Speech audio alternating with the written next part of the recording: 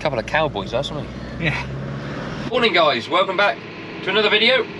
I am back at Northwick this week. We've had our week's holiday with Abby's parents. Got I say holiday, a week working somewhere else. Sprayer's on behind me, as you can see. Tom has been up and drilled our barley whilst I've been away, so I've just come up and put the pre-emergence on it. Conditions are as close to spot on as you're ever going to get them. It's probably a little bit windy really, but that's where low drift nozzles pay for themselves. Get it down to the ground nice and quick. Tom's put in some pre-emergent markers that I've followed, but we've been using the same sort of tram lines now for the last 3 or 4 years here. I say 3 or 4 years, but this will be the third year of these tram lines, so good job we didn't plough it, because it probably would have been far too soft to travel on if we had. So I think what we've done has worked absolutely spot on. Should be really good. We drilled grass seeds in that other little arable field there, and they're starting to come up, as you can see over the hedge. Bit patchy, I don't know if you can see that very well or not. You might think I sound a bit funny. I've got a severe case of the man flu.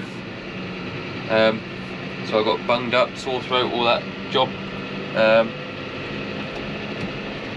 Yeah, we'll struggle through the week, but I think Craig's gone ploughing this morning on that ground we sprayed off on that grass. So someone will have to go up there power harrowing, whether that's us or not, I don't know. And try and get that drilled to grass seeds before any wet weather comes. Try and flick a bit of mud off before we get on the main road. Lovely job. Take auto diff and 4-wheel drive off.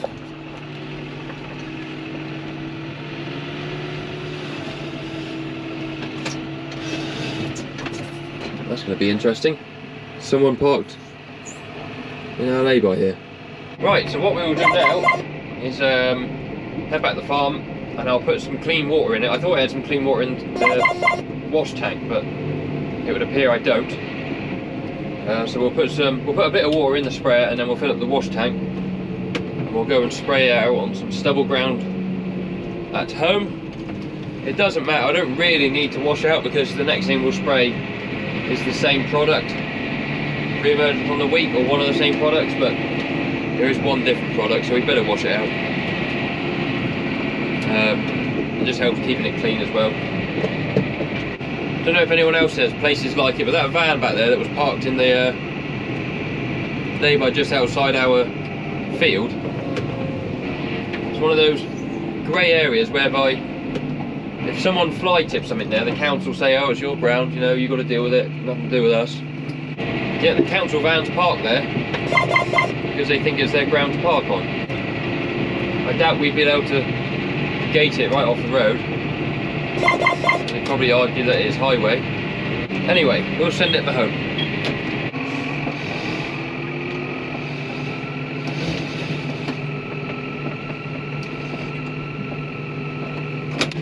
Right, so we've just put a bit of water in the sprayer, a couple 100 litres or so.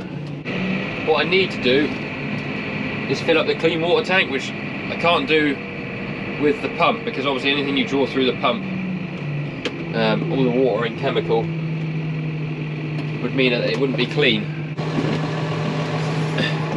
So what I can do normally is gravity fill the wash tank on the sprayer from our new rainwater harvested tank, but because it's not rained so long, there's not enough water in there to do it. So we're having to go back to the good old-fashioned hose pipe.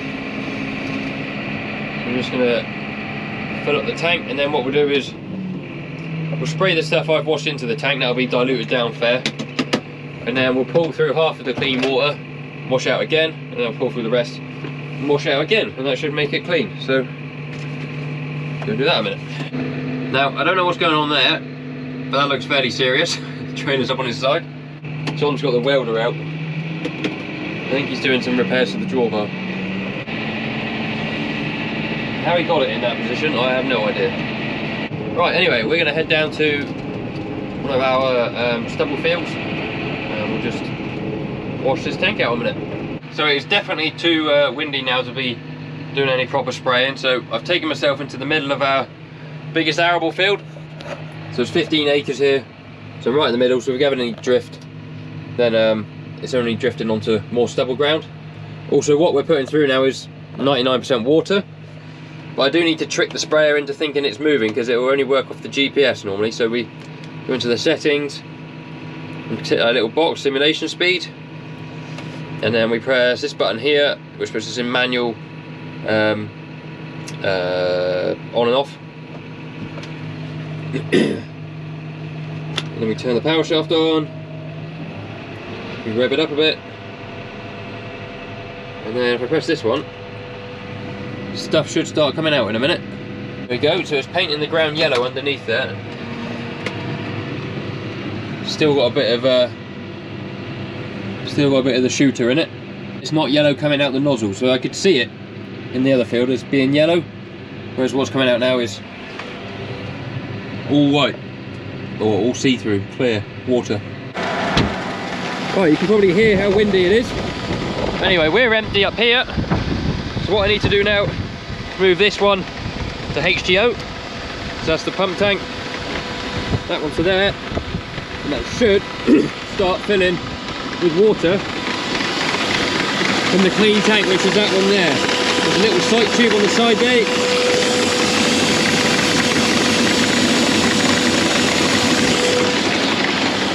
That red ball's dropping, which means that the water level in that tank is dropping. And you can see this plunger here is dropping as well, which means it's filling up this tank.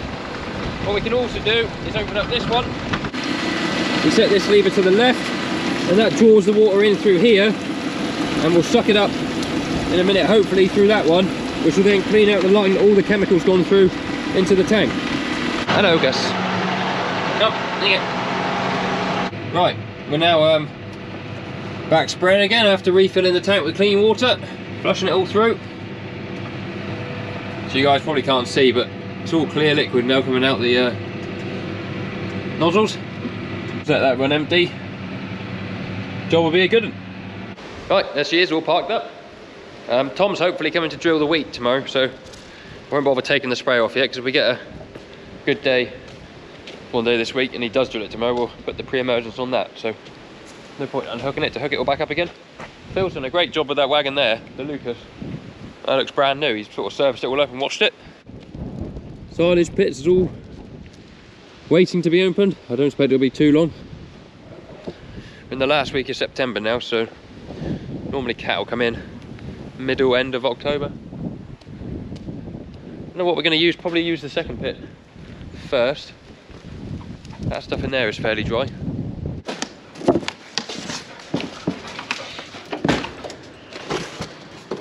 Empty boxes, chemical store, keeps it all tidy. This is the pile of oats we got left.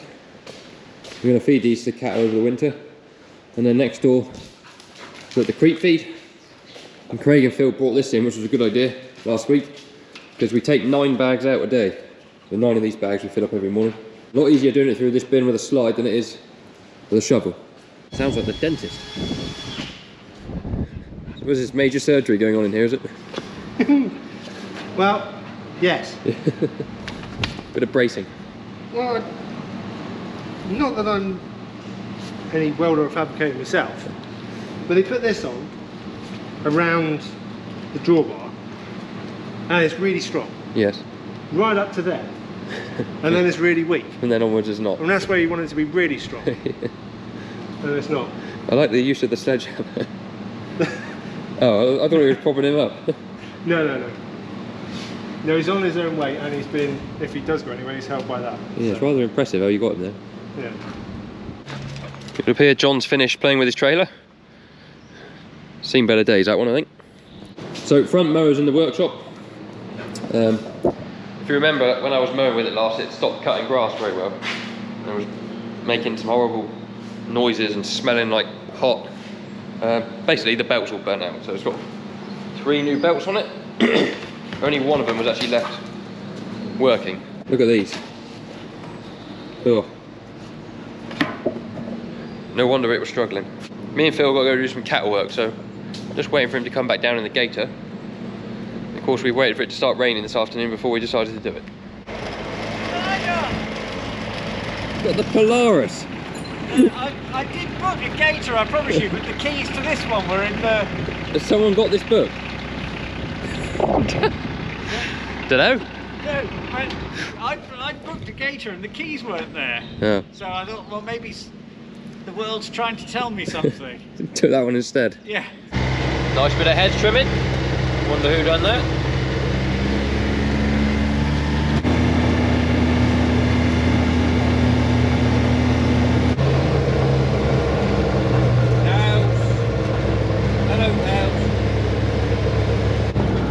I need you guys. You are the cows I need. Oh, I've messed up big time. The horn is going. Stop!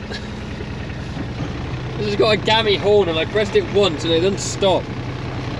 There's a clip somewhere of me and Phil sat in here going down the road and you press the horn and it just comes on whenever it wants. Timed perfectly for going around one corner. It won't do it now. No, now you put it under the pressure of the camera. Oh, there you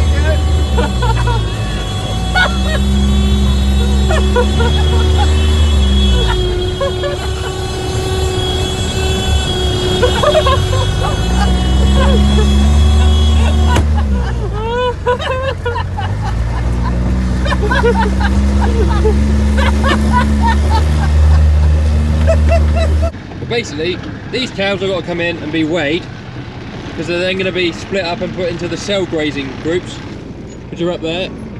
But you're not allowed to move them before weighing them. We got the one with the gammy horn again.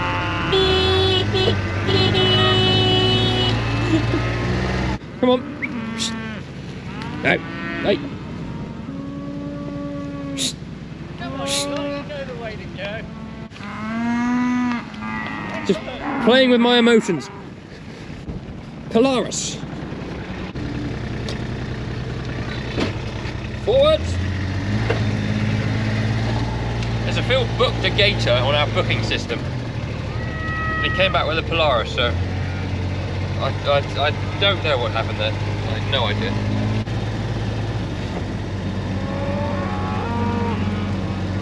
There is Twinny the cow, so she's got a green collar on her neck. I'm not touching it! So, she had twins last year. So we put a collar on her so we know who she is. And she's actually in-calved to twins again, so she can keep her collar. This horn starts randomly whenever it wants to. I don't know what makes it work and what doesn't. Here's one of my hands, the other one, I'm not touching the horn.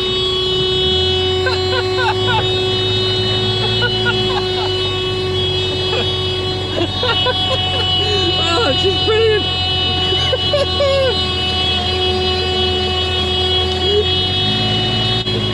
Phil probably thinks I'm being an idiot. Oh.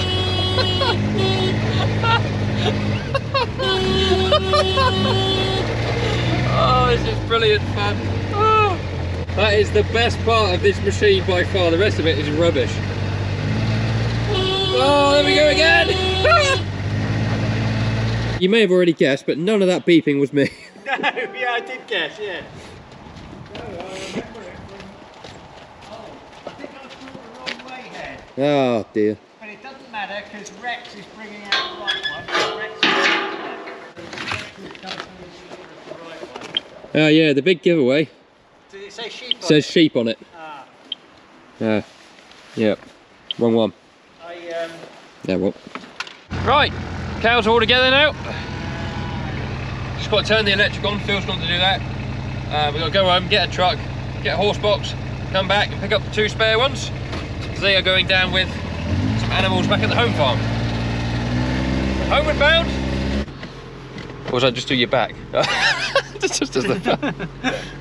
That seems to just do the back. Right, horse box acquired. Yep. Can't even see it. Is it there? Oh. Thought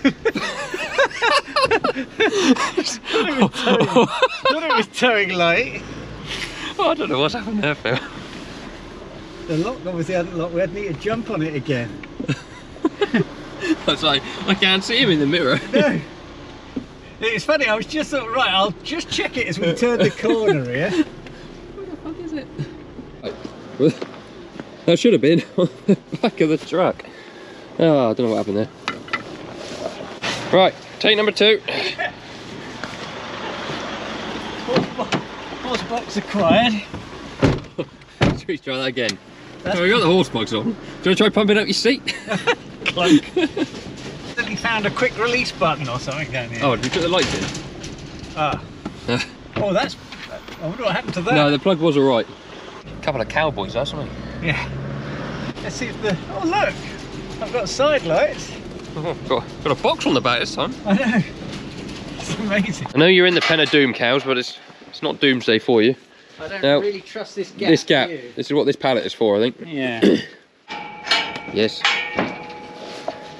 Here we are there. I know it's a horse box.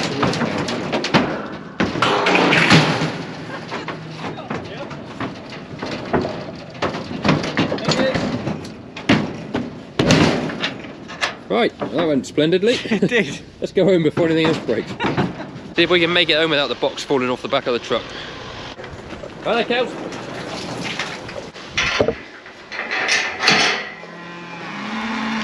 Got you some new mates, cows.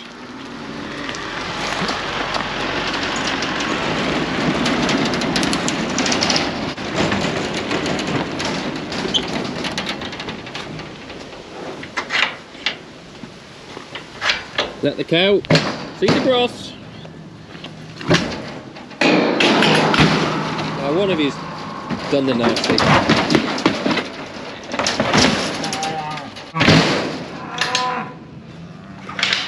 Okay. That was a hell of a clatter they made when they jumped out of there. One of them got a bit travel sick. Yeah. Pooed everywhere. Had they turned around? Yeah, they were both looking out the back over the top. How had they done that? What to do?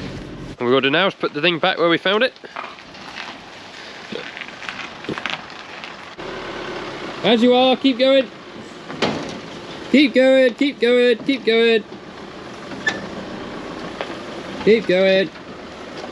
That is a bizarre contraption. I don't like that at all. Right, let's go get the flatbed. Towards me. Whoa. Sort of. Hopefully the front doesn't fall off of this one. Consider that parked. Right, I have pretty well run out of battery, but I've got just enough time to say thank you very much for watching. If you've enjoyed it, please give the video a thumbs up, subscribe to the channel if you haven't already. Loads of links down in the description for other socials and also merch. Check them out if you want to. And yeah, thank you very much for watching. See you on the next video very soon. Cheerio.